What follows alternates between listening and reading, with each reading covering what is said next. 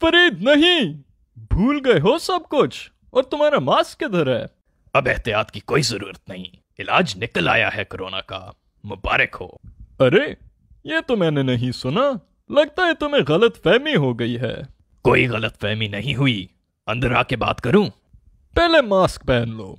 फरीद अब बताओ, ये क्या नया इलाज है कोरोना का? वो मेरी फूफो की बेटी ने मुझे व्हाट्सएप पे भेजा था। उसमें बताया गया कि जैतून का तेल, कलवंजी और गरम कावे जैसी चीजों से कोरोना का इलाज हो जाता है। अगर ये सच होता तो दुनिया के मशहूर डॉक्टर दिन रात वैक्सीन बनाने में क्यों मसरूफ होते?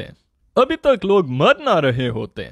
ओ, बाहर के डॉक्टरों ने ही कहा है भाई। इटली का कोई है डॉक्टर जेमसन पीटरसन नाम जैसा।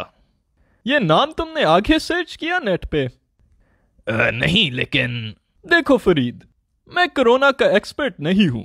वो अपने डिस्ट्रिक्ट अस्पताल के इन्फेक्शन के इंचार्ज हैं डॉक्टर हाशिम, उनको कॉल करते हैं।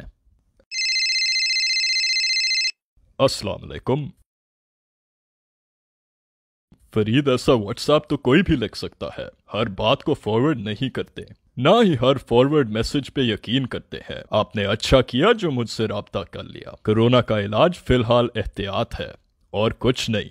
मतलब मैंने जो आज पूरा तेल का कप पिया, उससे कोई कोरोना से हिफाजत नहीं हुई? इन चीजों के बाकी फवायद हो सकते हैं, लेकिन तेल कोरोना का इलाज नहीं है। हाय, ये मैं क्या बेवकूफ़ी कर बैठा हूँ। अरे कोई मसला नहीं, गलती हो जाती है। डॉक्टर साहब, आपका बहुत शुक्रिया, मैं आइंदा एहतियात करूंगा।